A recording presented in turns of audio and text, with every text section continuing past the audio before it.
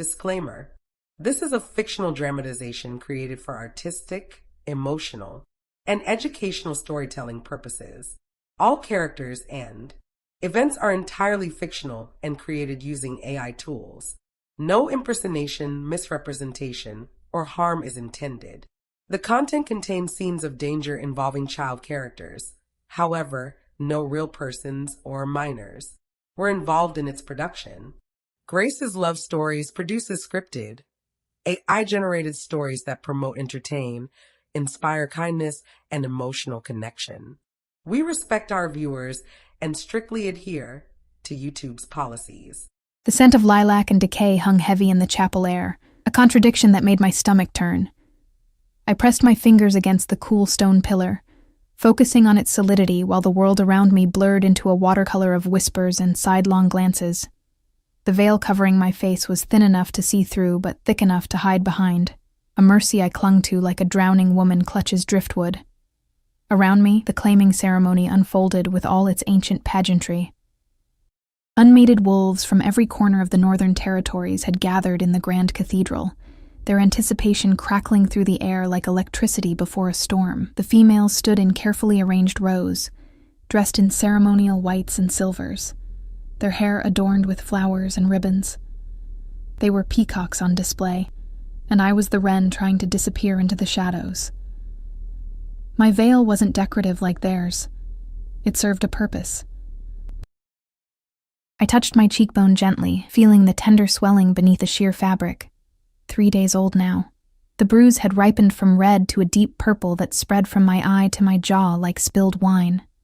I'd told myself it would fade before today, that the concealing makeup I'd carefully applied would be enough, but standing here under the cathedral's unforgiving light, I knew better. The veil was my last defense. "Stand straight, Isla," my aunt hissed from beside me, her fingers digging into my arm with practiced cruelty, disguised as correction. "You embarrass us enough without slouching like a common servant." I straightened immediately, the response automatic after years of conditioning. My aunt, Adelaide, had taken me in after my parents died in a rogue attack when I was 7. She reminded me daily that it was charity, that I owed her everything, that without her, I would be nothing. Perhaps she was right. I had nowhere else to go, no one else to turn to. The pack had long since stopped seeing me as the daughter of their former beta. Now I was just Adelaide's burden, the girl with pale blonde hair who never quite measured up. The ceremony bell tolled, its deep voice reverberating through my chest. My heart hammered against my ribs as the Alpha King's procession entered through the massive oak doors. I'd heard stories about him all my life. Sebastian Thorne, the warrior king who united 5 feuding packs under one banner, the Alpha whose very presence could bring grown men to their knees. Some said he was blessed by the moon goddess herself. Others whispered darker things, that he was cursed, that anyone who got too close to him met tragic ends. I kept my eyes downcast as he walked past our row, but I felt him. Every unmated female in the room felt him. It was like standing too close to a fire, that overwhelming heat that made you want to simultaneously move closer and run away. The air itself seemed to bend around him, heavy with power, and something else. Something that tasted like loneliness on my tongue, though I couldn't explain why I sensed it. "He's magnificent," breathed the girl next to me, Celeste, the daughter of our pack's wealthiest merchant. Her silver dress probably cost more than I'd see in a year. "They say he's looking for a queen tonight, a true mate, not just a political alliance." I said nothing. Girls like Celeste were meant for kings. Girls like me were meant to survive. The Alpha King took his position at the altar, and for the first time, I dared to look up. Even through my veil, the sight of him stole my breath. He was tall, broad-shouldered, with dark hair that fell just past his collar and eyes like molten amber that seemed to glow in the candlelight. But it was his face that caught me, beautiful and terrible at once, with sharp angles and a mouth set in a hard line. He looked like a man who'd forgotten how to smile, if he'd ever known how. He surveyed the assembled females with an expression of careful neutrality, but I saw something flicker in those amber eyes. Disappointment? Resignation? I couldn't name it, but I recognized it. It was the same thing I saw in my own reflection when I thought no one was looking. The ceremony began with the traditional words, the high priestess calling upon the moon goddess to guide the Alpha King to his destined mate. One by one, females were invited to step forward, to be presented, to offer themselves for consideration. I watched Celeste glide to the front with practiced grace, watched the Alpha King's polite but distant acknowledgement, watched her return with barely concealed disappointment. Row after row was called. I began to hope I might escape notice entirely, might fade into the background as I'd done so many times before. Then Adelaide's fingers dug into my arm again, her nails sharp even through the fabric of my dress.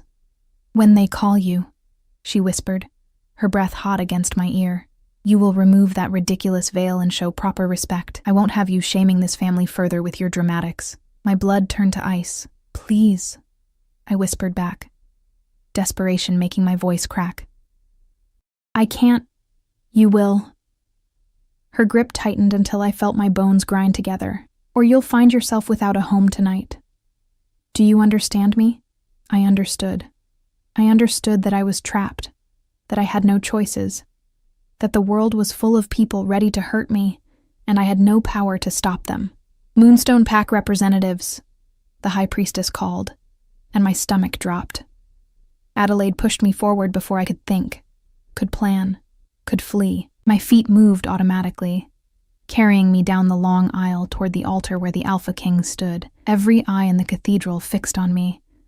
I felt their judgment like needles against my skin, heard their whispers like wasps buzzing in my ears. Why is she wearing a veil? How inappropriate. Who does she think she is? I reached the altar steps and performed the ceremonial curtsy, keeping my head bowed, my hands trembling at my sides. Through the veil, I could see the Alpha King's boots, polished black leather, grounded firmly on the marble floor. I focused on them, on anything but the reality of what was about to happen. "Rise," his voice commanded, and it was like thunder rolling across distant mountains, deep, resonant, absolute. I stood slowly, still keeping my gaze lowered. "Look at me." It wasn't a request. My eyes lifted of their own accord, meeting his through the sheer fabric. For a moment, everything else faded. The watching crowd, Adelaide's threats, my own fear. There was only him, and those burning amber eyes that seemed to see straight through every wall I'd built around myself. Something passed between us in that moment, something I had no name for. Recognition, perhaps, or inevitability. "Remove your veil," he said quietly, and though his tone was gentler than before, it was still a command. My hands went to the edge of the fabric, but they wouldn't cooperate. They shook so badly I couldn't grasp it properly. Behind me, I heard Adelaide's sharp intake of breath, the warning in it clear. The Alpha King watched me struggle, his expression unreadable. Then he did something that shocked everyone in the cathedral, including me. He stepped down from the altar, closing the distance between us in 2 long strides, and reached for my veil himself. "No." The word escaped before I could stop it, but it was too late. His fingers, surprisingly gentle for hands that had won 100 battles, lifted the delicate fabric away from my face. The gasp that rippled through the crowd was like a physical blow. I closed my eyes, unable to bear seeing their reactions, their disgust, their pity. The silence that followed was worse than the whispers had been. I waited for him to drop the veil, to step back, to call for the next candidate. Instead, I felt his finger under my chin, tilting my face upward. My eyes flew open in shock. The Alpha King was studying my bruised face with an intensity that made my breath catch. His jaw had gone rigid, a muscle ticking beneath his skin. The amber of his eyes had darkened to almost black, and the temperature around us seemed to drop several degrees. "Who did this to you?" His voice was soft, deadly soft, like a blade sliding from its sheath. I couldn't answer. My throat had closed completely. His thumb brushed my cheekbone with impossible tenderness, tracing the edge of the bruise. "Who did this?" It wasn't Adelaide. She was too smart to leave marks where others could see. No. This particular bruise had come from her son, My cousin Marcus, 3 nights ago, when I'd objected to his usual liberties. He'd struck me across the face and told me I should be grateful anyone paid attention to me at all, but I couldn't say that. If I spoke against them, I'd have nowhere to go. I'd be cast out, alone, vulnerable to worse fates than a few bruises. I fell, I whispered, the lie tasting like ash on my tongue. The Alpha King's expression didn't change, but something shifted in the air around him. Power rippled outward from him in waves, making every wolf in the cathedral drop their eyes in automatic submission. Every wolf except me. I was too frozen to look away, trapped in his gaze like a mouse before a lion. "You fell," he repeated, his voice devoid of inflection. I nodded, not trusting myself to speak again. He studied me for what felt like an eternity, and I knew that he didn't believe me, that he saw through the lie as easily as he'd seen through my veil. But for reasons I couldn't understand, he didn't press further. Instead, he did something that changed everything. He took my hand in his skin warm against my cold fingers, and turned to face the assembled crowd. When he spoke, his voice carried to every corner of the cathedral, clear and absolute. "I have found her," he declared. "My queen, my mate."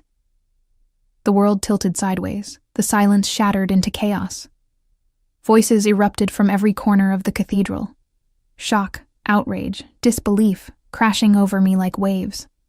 I stood frozen at the center of the storm, my hand still clasped in the Alpha King's, unable to process what had just happened. This couldn't be real. He couldn't have chosen me. There had to be a mistake. "Your Majesty, surely you jest," someone began, but the Alpha King's glare silenced them mid-sentence. "Does anyone here question my judgment?" His voice cut through the noise like a blade, and the cathedral fell silent once more. "Does anyone dare suggest I don't know my own mate when I find her?" No one spoke. No one would dare. Not when power radiated from him in palpable waves, not when his eyes promised consequences for any who challenged him. But I saw their faces, Celeste's perfect features twisted with jealousy and confusion. The other unmated females stared at me with barely concealed contempt, as if I'd somehow cheated, stolen something that should have been theirs. And Adelaide's expression was a careful mask of surprise and pleasure. But I knew her well enough to see the calculation beneath. She was already determining how to profit from this unexpected turn. "Come," the Alpha King said to me, his voice softer now, meant only for my ears. "We have much to discuss." He led me down from the altar, his hand still holding mine with surprising gentleness. The crowd parted before us, but I felt their stares like brands against my skin. I kept my eyes forward, focusing on breathing, on putting one foot in front of the other, on not collapsing from the sheer impossibility of what was happening. We entered a private chamber off the main hall, and he closed the heavy door behind us, muffling the whispers that had already begun to swell again. The sudden quiet was disorienting. I stood in the center of the room, wrapping my arms around myself, unable to meet his eyes now that we were alone. "Sit," he said, gesturing to a cushioned chair by the fireplace.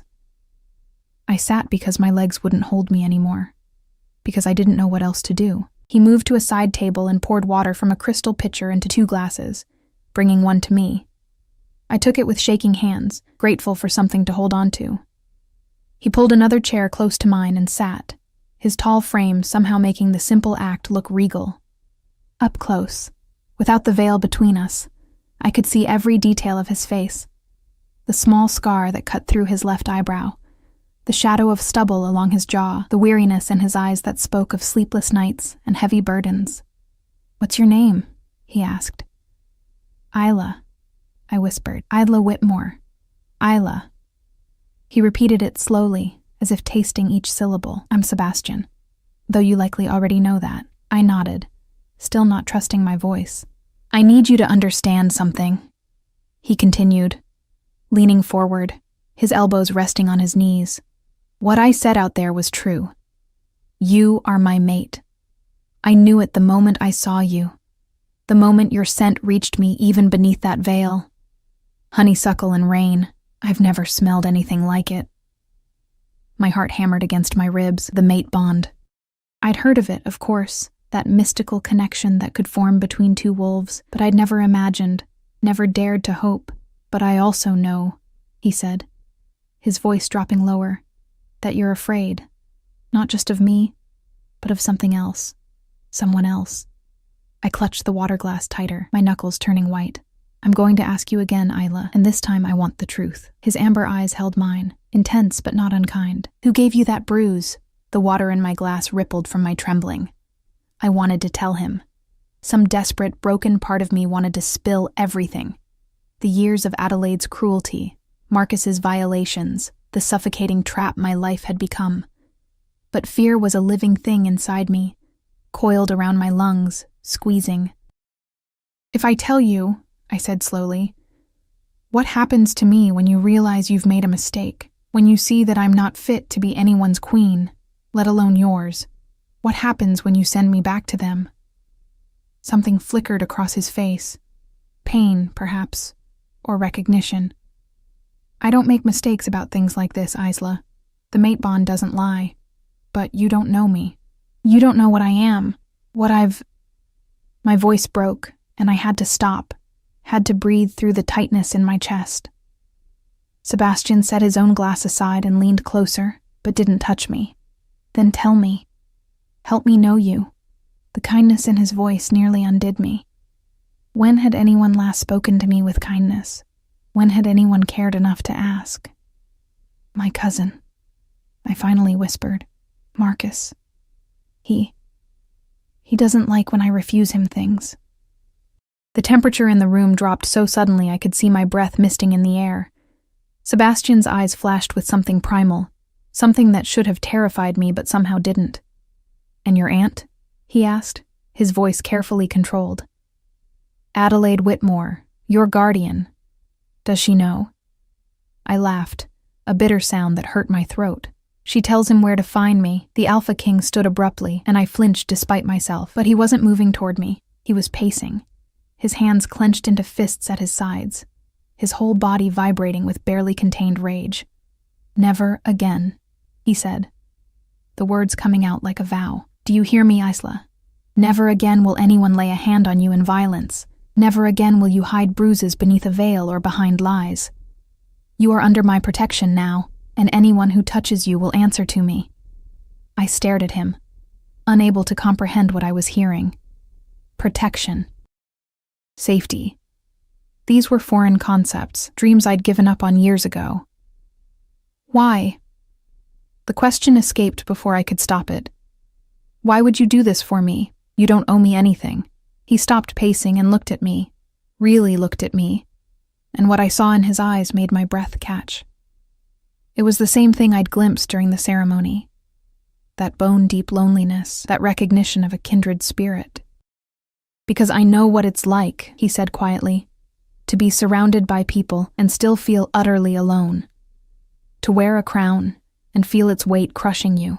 To be strong for everyone else, but have no one to be weak with.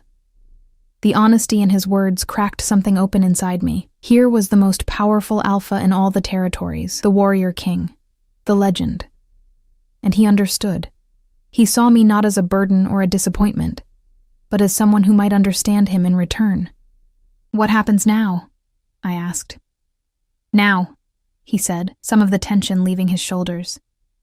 We let everyone believe exactly what I told them. That you are my chosen mate, my future queen. Tomorrow you'll move to the palace. Tonight you'll stay in the guest quarters here under guard. No one will touch you, Isla, that I promise. Adelaide won't let me go easily. She'll want... I don't care what she wants. His voice turned hard again. You're mine now. Under my protection. Under my law.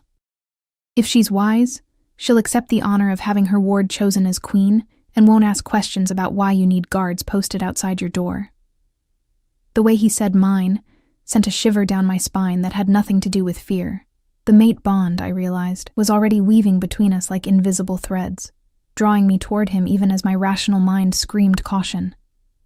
A knock at the door interrupted us. Sebastian called permission to enter, and a tall woman with steel-gray hair and sharp features stepped inside. She wore the formal robes of a high-ranking palace official, and her assessing gaze swept over me with the precision of someone who missed nothing.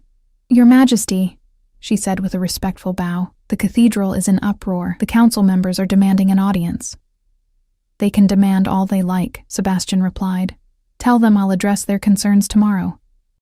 Tonight, I need you to prepare the rose suite for Lady Isla and assign your 2 most trusted guards to her door. No one enters without my express permission. No one. The woman's eyebrows rose slightly, but she nodded. Of course, Your Majesty. And the Moonstone Pack representatives? They may return to their territory. Isla will remain here.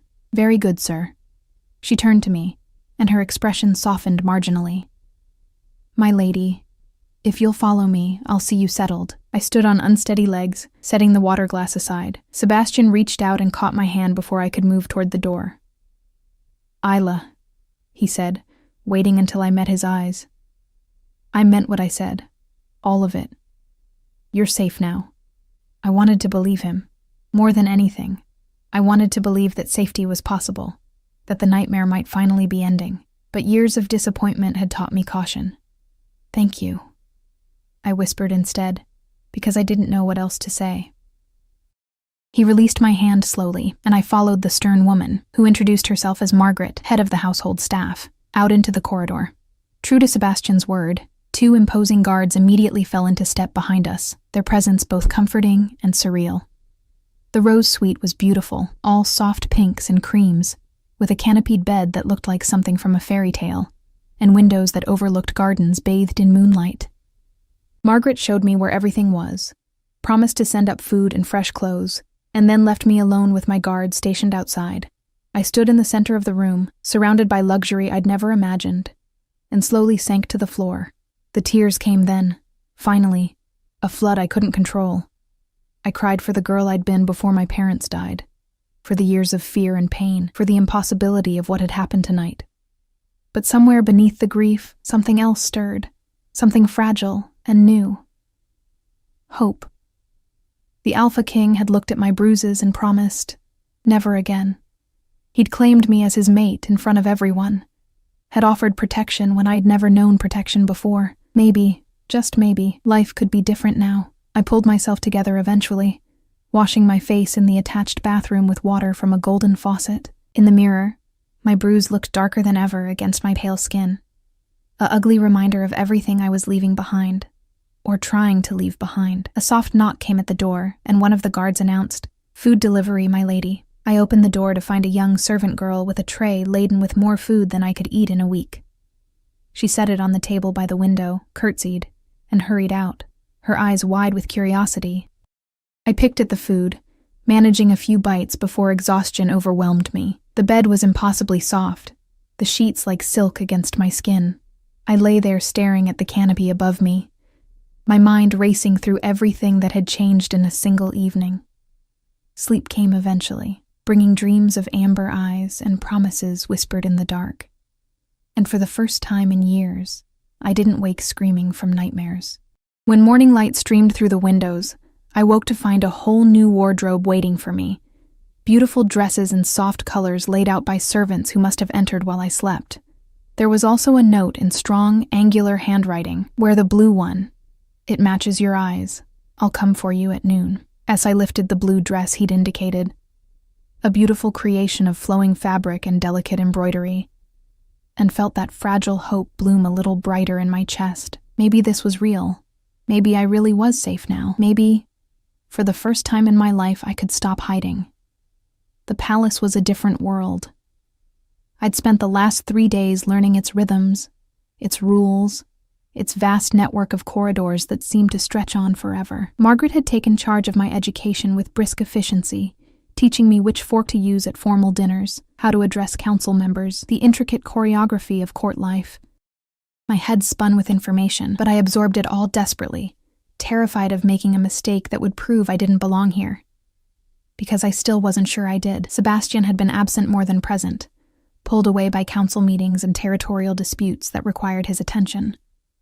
When we did see each other, carefully chaperoned encounters in public spaces, he was unfailingly kind, but distant, as if uncertain how to bridge the gap between us. The mate bond hummed beneath my skin whenever he was near, a constant awareness of his presence. but neither of us acknowledged it aloud. I stood now in the palace library, a room so vast it made my breath catch every time I entered. Floor-to-ceiling shelves stretched toward arched ceilings painted with scenes from wolf mythology, and the scent of old paper and leather bindings filled the air with comfortable familiarity. This had become my refuge, the place I escaped to when the weight of curious stares and whispered speculation grew too heavy. "You're here again." I turned to find Nora, one of the palace healers, standing in the doorway with an amused smile. She was perhaps 10 years older than my 21 years, with warm brown skin and kind eyes that crinkled at the corners. Of all the people I'd met since arriving, she was the only one who seemed genuinely interested in knowing me rather than judging me. "Is that bad?" I asked, closing the book I'd been pretending to read. "Not at all, just predictable."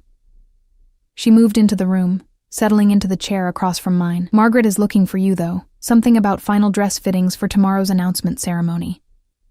My stomach clenched. Tomorrow. Sebastian would formally introduce me to the assembled Pax as his chosen mate and future queen. Tomorrow there would be no more hiding, no more pretending this was just a strange dream I might wake from. "You're terrified," Nora observed, not unkindly. "Is it that obvious?" Only to someone paying attention, she leaned back, studying me with those perceptive eyes.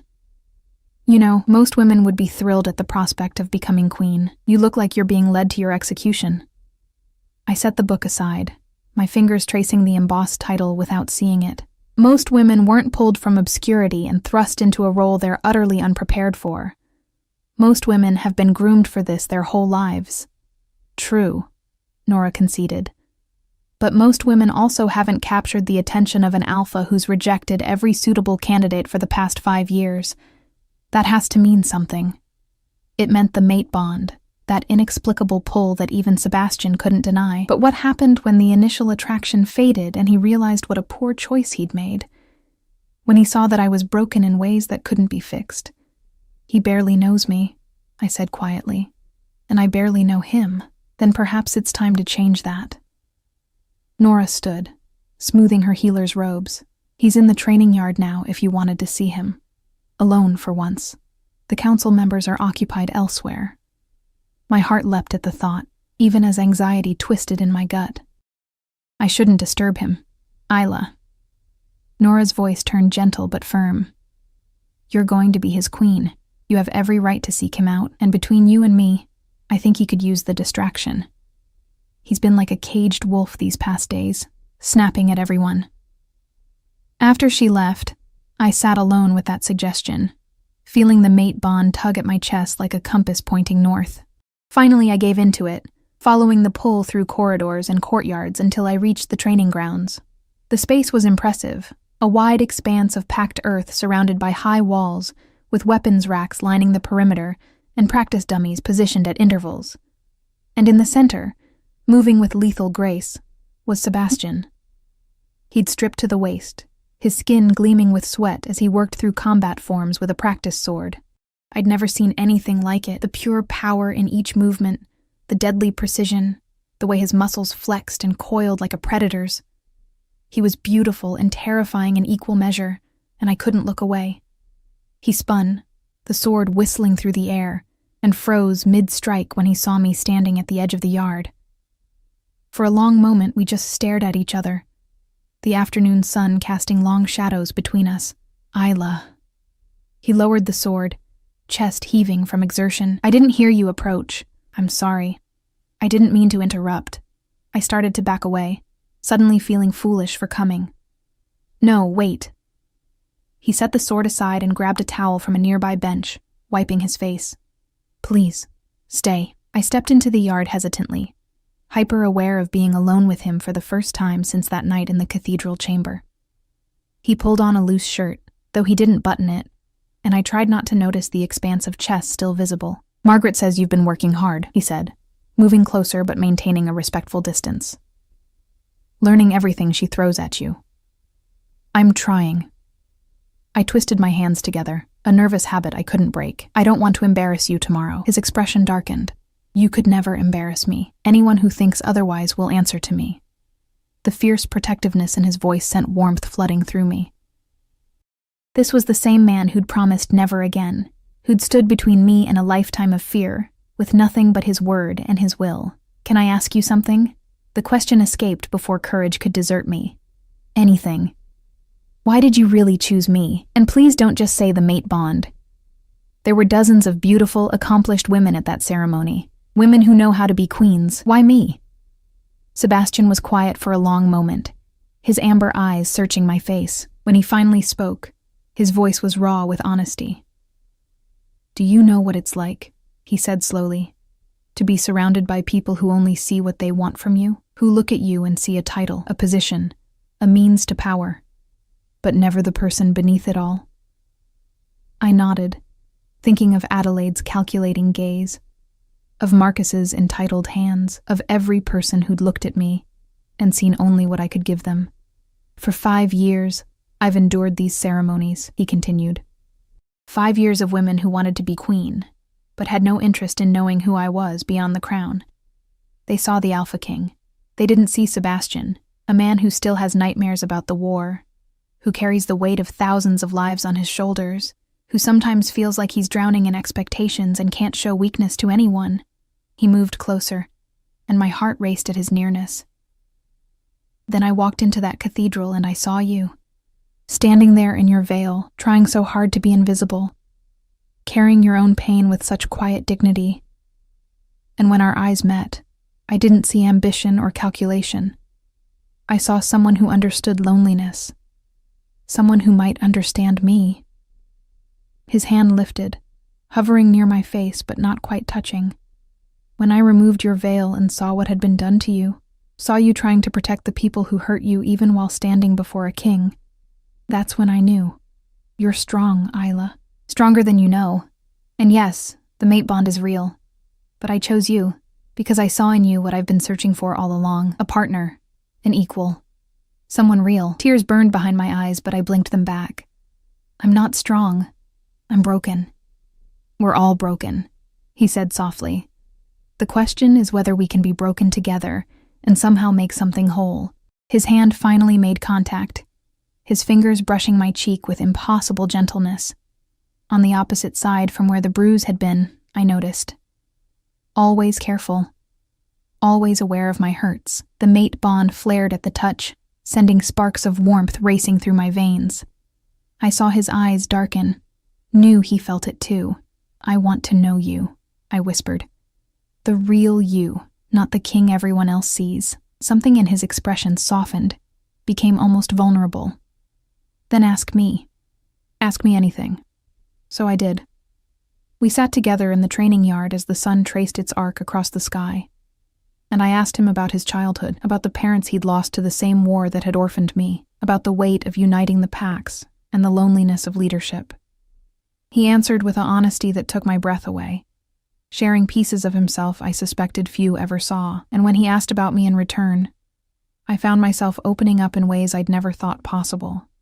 I told him about my parents, about the happy childhood cut brutally short, about Adelaide's coldness and Marcus's cruelty, about learning to make myself small and quiet to survive, about the library books that had been my only escape, the stories that reminded me there were other ways to live. You love stories, he observed, a small smile playing at his lips. I love the possibility in them. The idea that circumstances can change, that people can transform, that happy endings exist somewhere. Do you believe in happy endings, Isla? I met his eyes, seeing in them the same fragile hope I felt blooming in my own chest. I'm starting to. The moment stretched between us, heavy with possibility. Sebastian leaned closer, and I knew he was going to kiss me. My first kiss. And I wanted it. Wanted him. With an intensity that should have frightened me. But before his lips could meet mine, a voice shattered the intimacy. Your Majesty! Urgent news! We jerked apart as a messenger ran into the training yard, his face flushed with exertion and worry. Sebastian's expression shifted instantly from soft to severe, the king replacing the man. What is it? Rogue attack, sir. On the eastern border. A whole hunting party slaughtered, and there are signs they're moving closer to the capital. My blood ran cold. Rogues. Wolves who'd abandoned their packs and their humanity, who killed for sport and recognized no law but violence. They'd taken my parents, and now they were here. Sebastian was already moving, calling for his commanders, his whole demeanor shifting into warrior mode. But before he left, he turned back to me. "Go back to your chambers. Lock the doors. I'll have guards posted." "I'll be fine," I interrupted, trying to sound braver than I felt. "Go. Your people need you." He hesitated, torn between duty and the desire to protect me. Finally, he nodded. "We'll continue this conversation when I return. I promise."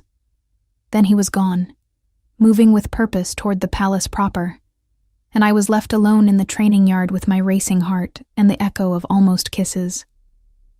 I made my way back inside, my mind whirling. The announcement ceremony was tomorrow. Sebastian was riding out to face rogues who might kill him, and I was standing on the precipice of a life I still couldn't quite believe was real. Back in my chambers, I found Margaret waiting with an army of seamstresses and the formal gown I'd wear tomorrow, a creation of midnight blue silk that seemed to shimmer with starlight. "We need to do a final fitting," she said briskly, but her eyes were kind. "I heard about the attack. The king will be fine, child. He survived far worse." I let them dress me in the gown, let them pin and adjust while my mind was miles away, following Sebastian into danger. The mate bond stretched like a taut string between us, and I wondered if he felt it too. This constant awareness, this need to know the other was safe. Night fell, and still he didn't return. I sat by my window, watching the road for any sign of riders, unable to eat or sleep, or think about anything but the possibility of loss. I'd just found him. I couldn't lose him now.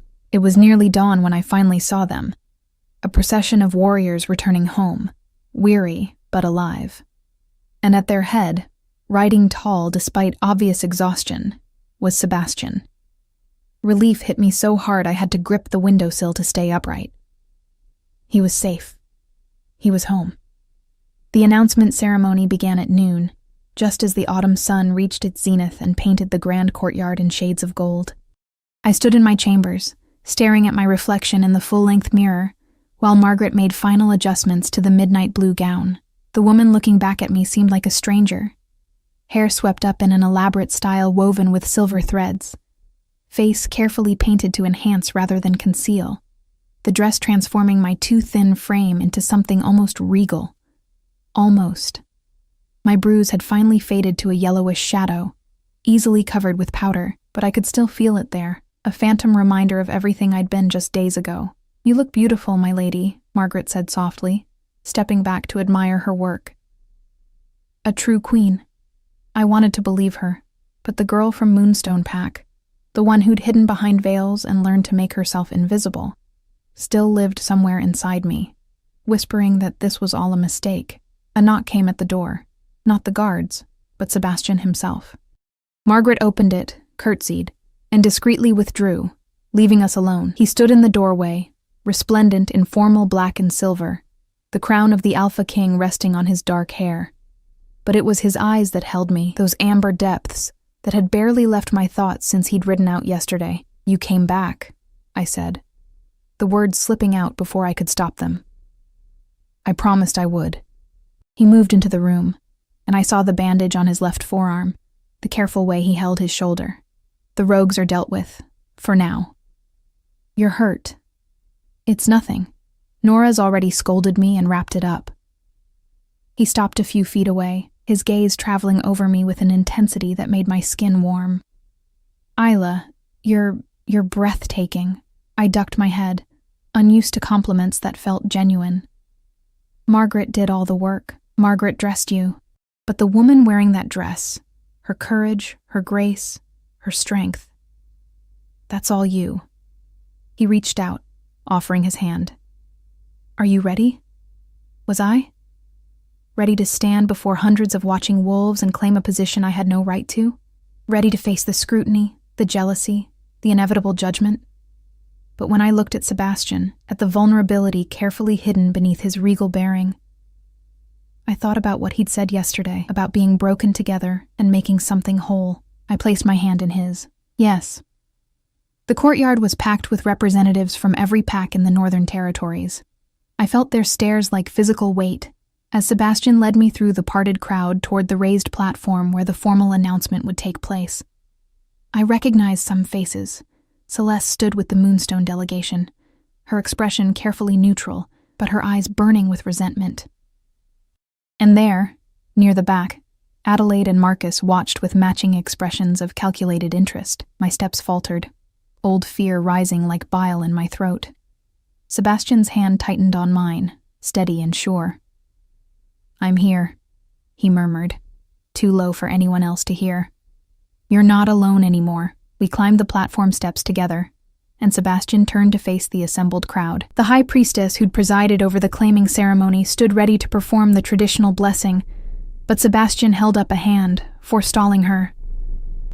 "Before we begin the formal ceremony," he said, his voice carrying across the courtyard with natural authority, "I want to address the questions I know many of you have been asking. Why this woman? Why now? Why someone unknown, without political connections or influential family?" The crowd shifted uncomfortably. These were exactly the questions they'd been whispering, the doubts they'd been nursing. "I chose Isla," Sebastian continued, his hand still gripping mine, "because the moon goddess herself guided me to her. Because in a room full of women seeking power, I found one seeking nothing but the right to exist safely. Because when I looked into her eyes, I saw someone who understood the weight of loneliness, the burden of expectations, the cost of survival." He turned to me then, and the crowd faded until there was only his face, his eyes, his truth. "I chose her because she's strong enough to stand beside a king without being crushed by it, because she's brave enough to face a future that terrifies her, because when she looks at me, she sees Sebastian, not the crown, not the title, not what I can give her, just me." His words struck something deep inside me, cracking open walls I'd built so carefully. Around us, I heard the crowd's murmurs soften, shift from skepticism toward something else. Not acceptance, perhaps, but the beginning of understanding. The high priestess stepped forward, her ceremonial robes rustling. "Alpha King Sebastian Thorne, do you claim this woman as your chosen mate, your partner in leadership, your equal before the moon goddess?" "I do," Sebastian said firmly. She turned to me, and I felt hundreds of eyes boring into me. "Isla Whitmore, do you accept this claim?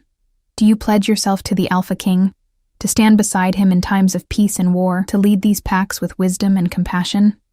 My throat was dry as bone. This was it. The moment where I could still run, still refuse, still return to the safety of invisibility.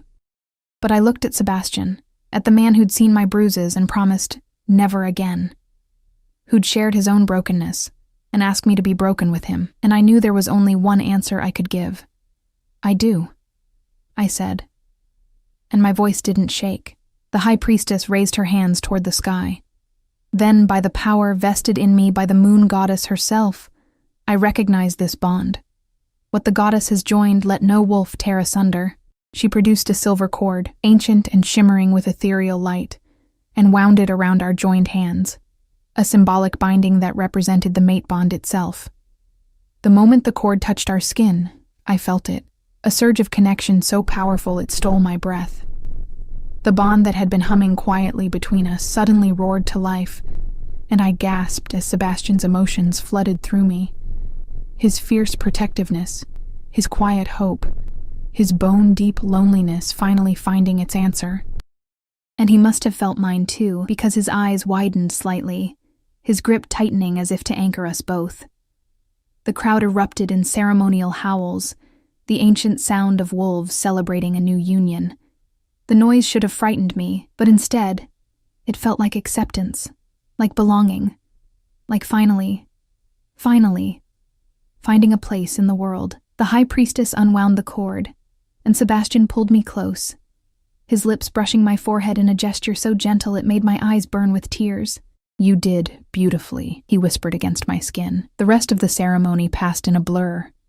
Formal presentations, traditional blessings, an endless receiving line of pack representatives offering congratulations that ranged from genuine to performative. Through it all, Sebastian remained beside me, his presence a constant anchor.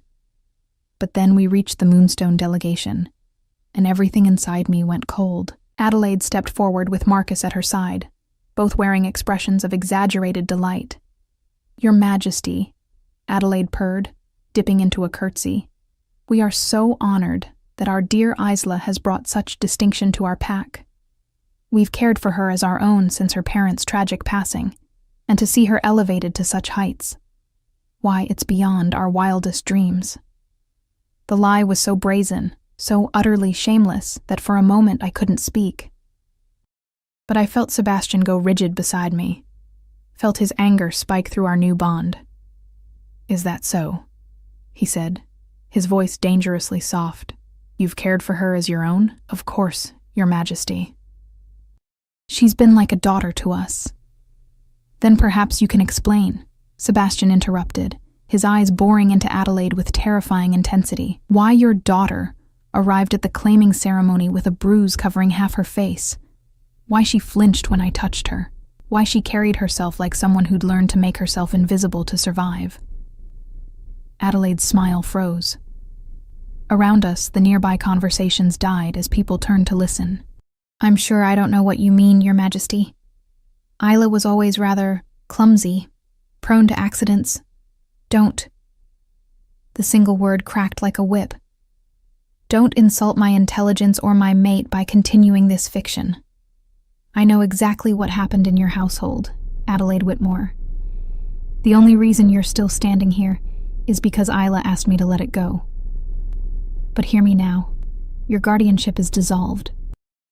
You have no claim on her, no rights to her, no connection to her beyond the accident of shared blood. If you or your son ever approach her again, if you so much as look at her wrong, I will personally ensure you understand the consequences." Marcus started to step forward, his face flushing with anger, but Adelaide's hand shot out to stop him. She was smarter than her son, smart enough to recognize the Alpha King's promise as absolute truth.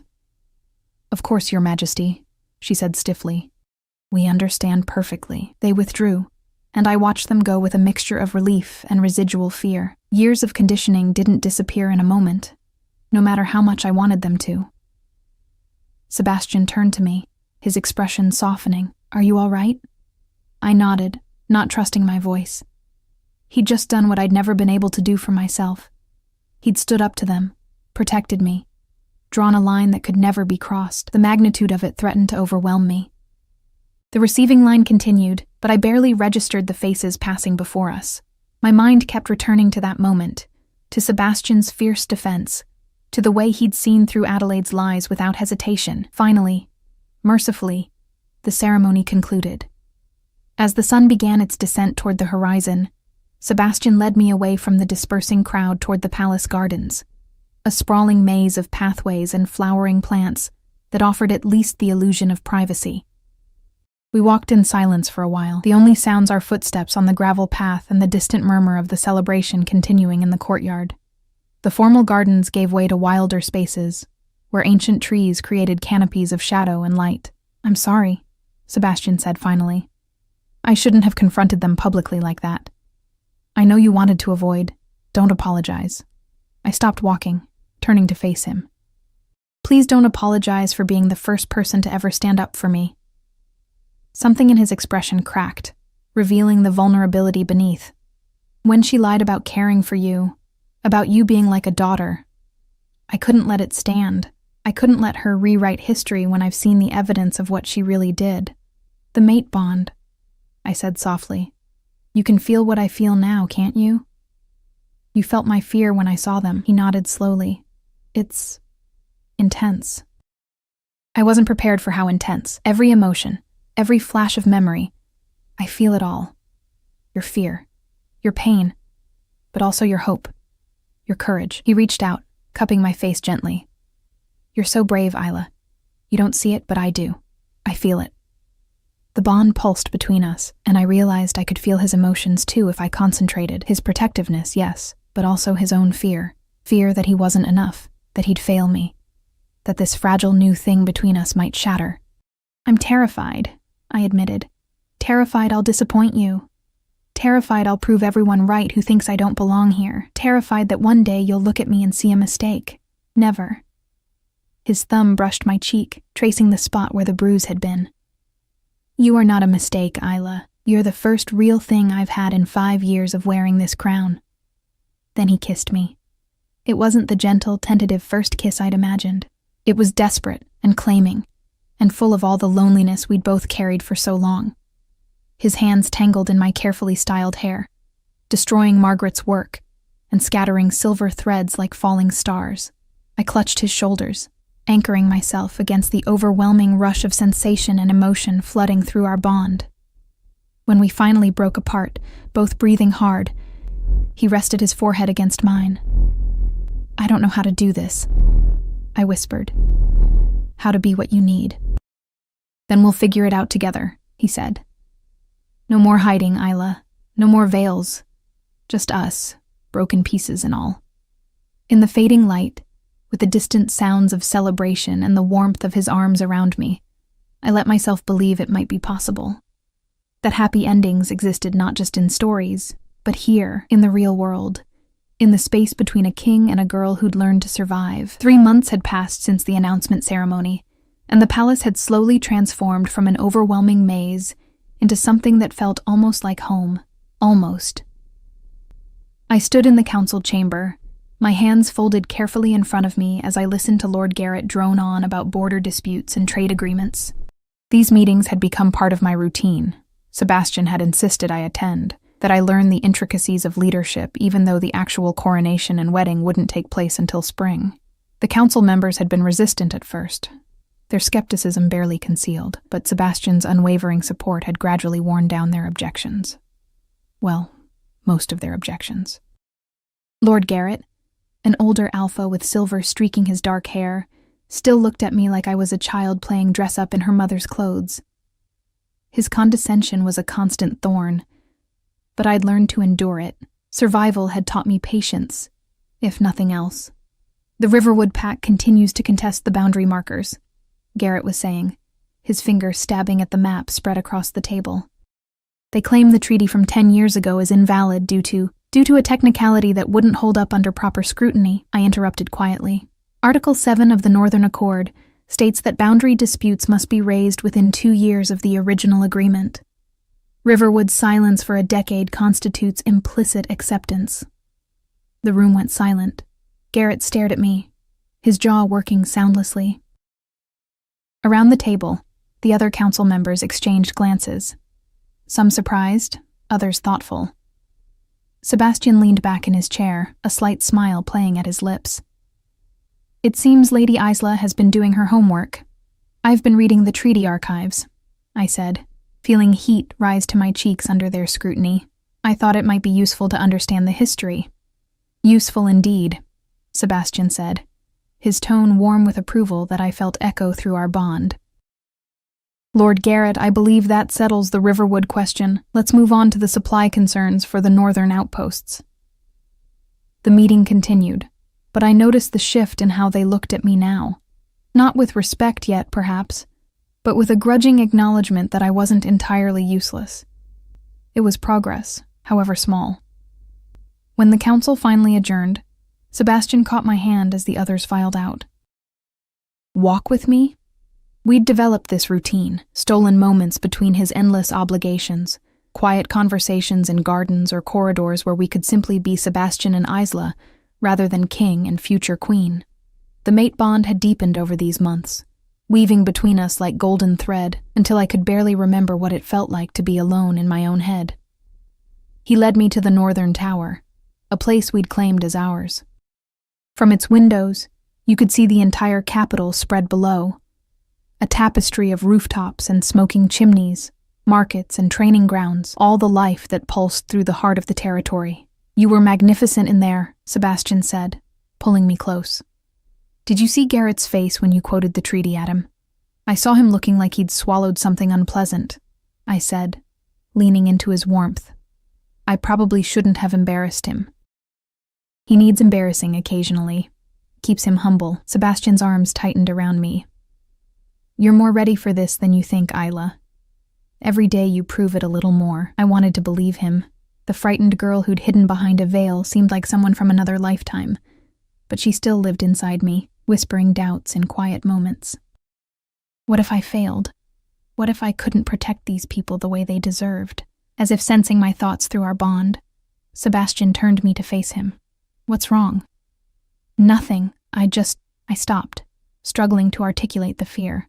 There's so much I still don't know, so many ways I could make mistakes that hurt people. Then you'll learn. And when you make mistakes, because we all do, you'll fix them. His hand cupped my face, thumb brushing my cheekbone in that gesture that had become achingly familiar. You're not alone in this, Isla. We lead together. A commotion from the courtyard below interrupted us. Raised voices, the clatter of horses. We both moved to the window to see a group of riders entering through the main gates, their horses lathered and exhausted. That's the Eastern Patrol, Sebastian said, his body tensing. They're not due back for another week. We hurried down to meet them, finding the patrol commander already being escorted toward the council chamber. His face was grim, uniform torn and stained with dirt and dried blood. Your Majesty? He said, bowing quickly. We have a situation. A group of families from the borderlands, nearly 50 people, mostly women and children. They're fleeing rogue attacks, seeking sanctuary. They're 2 days behind us, traveling on foot. Sebastian's expression hardened. How bad are the attacks? Bad enough that they abandoned their homes. The rogues are getting bolder, Your Majesty. More organized. This isn't random violence anymore, it's coordinated. My blood chilled. Rogues had taken my parents, the thought of families running in terror, children watching their homes burn. Send riders, Sebastian commanded. Bring them here safely. I want every available warrior on this. And summon the council. We need to address this threat properly. The commander bowed and hurried off. Sebastian stood rigid, his mind already working through strategies and deployments. I could feel his frustration through our bond. This was the third rogue incident in as many months, and each one was worse than the last. I'm coming with you, I said. He turned to me, surprised. Isla, when the refugees arrive, they'll be terrified, traumatized. They'll need more than military protection. They'll need to feel safe, welcomed. Let me help with that. For a moment, I thought he'd refuse, but then something shifted in his expression. All right, but you stay within the palace walls until they arrive. I won't risk you. I wasn't planning on charging into battle, I said dryly, and was rewarded with a brief smile. The next 2 days were a whirlwind of preparation. I worked with Margaret and Nora to prepare the East Wing for refugees, gathering supplies, organizing medical care, ensuring there would be food and warm beds waiting. The council met repeatedly, discussing defense strategies and resource allocation, and I attended every session, absorbing information, and occasionally offering suggestions that were received with increasing acceptance. When the refugees finally arrived, escorted by Sebastian's warriors, my heart broke at the sight of them. Exhausted, filthy, carrying whatever possessions they'd managed to grab before fleeing. Children clung to their mothers with hollow eyes that had seen too much.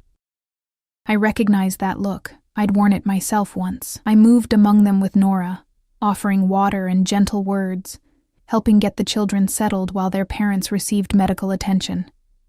A little girl, no more than 6 with tangled dark hair, clutched a ragged doll and refused to speak to anyone. She reminded me so much of myself at that age that I found myself kneeling beside her. That's a beautiful doll, I said softly. What's her name? The girl stared at me with wide, frightened eyes but said nothing. I had a doll once, I continued, keeping my voice gentle. She had yellow hair like mine. I used to tell her all my secrets because she was the best listener. I paused. You know what? I bet your doll is a good listener too. And I bet she'd tell you, if she could talk, that you're very brave. Coming all this way. Being so strong for your mama. Something flickered in the girl's eyes. Luna, she whispered. Her name is Luna. Luna is a perfect name. I smiled at her. Would you like to help me make sure all the other children have blankets? Luna could help too. Slowly, carefully, the girl nodded. And as we worked together, handing out blankets and offering comfort, I felt something settle inside me. This was what I could offer. Not military strategy or political maneuvering, but compassion, understanding. the knowledge of what it meant to be afraid and alone. Sebastian found me hours later, exhausted but still moving among the refugees. He pulled me aside gently. "You should rest. You've been at this all day." "So have you," I pointed out. "Yes, but I'm not—" He stopped, his expression shifting to something between amusement and exasperation. "You're going to tell me that being future queen doesn't exempt me from helping people?" "Something like that." He pulled me close, pressing a kiss to my forehead.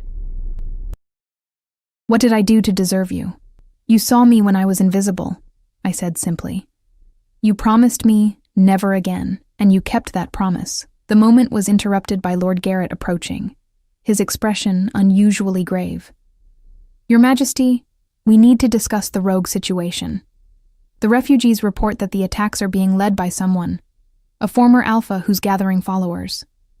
Sebastian's arm tightened around me. "A former alpha? Do they know which one?" "They weren't certain, but the description matches." Garrett paused, glancing at me before continuing. "It matches your uncle, Your Majesty, Victor Thorne." The name sent shock through our bond. Sebastian's uncle, his father's brother, who'd been exiled years ago for attempting to seize power during the war. I'd heard the story. Victor had believed he should rule instead of Sebastian, had staged a failed coup and been cast out as rogue himself. "He's building an army," Sebastian said quietly, his voice deadly calm. "That's what this is. Testing our defenses, gathering the desperate and angry to his cause." "It would appear so, Your Majesty." I felt Sebastian's emotions roil through our bond, anger, betrayal, and beneath it all, old pain. Victor had been like a second father to him once, before ambition had twisted him into something monstrous. "Double the border patrols," Sebastian ordered, "and send word to all the packs. Anyone offering sanctuary to rogues will be considered complicit. We end this before it becomes a full rebellion." Garrett bowed and withdrew, leaving us alone again. Sebastian's jaw was clenched so tight, I could see the muscle jumping beneath his skin. "Tell me what you need," I said softly. He looked at me, and the vulnerability in his eyes made my chest ache. "I need—" He stopped, struggling with the words. "I need to know that when this comes to a head, when I have to face him, that you'll be safe, that you'll be protected." "I will be. But Sebastian," I took his face in my hands, holding his gaze. "You're not alone in this. Whatever happens, we face it together. That's what you told me, remember? Broken together." His arms came around me, holding me so tight it almost hurt. "I can't lose you. Not you." "You won't," I promised, even though we both knew I couldn't guarantee that. The world was dangerous, full of rogues and violence and threats I couldn't control, but I could control this. I could choose to stand beside him, to be his strength when his own faltered. The weeks that followed were tense. More refugees arrived, more reports of rogue activity. Sebastian spent long hours with his commanders, planning defenses and strategies. The spring coronation and wedding were postponed indefinitely. We couldn't celebrate while families lived in fear. But through it all, we held on to each other. Late nights in our tower, talking through fears and hopes.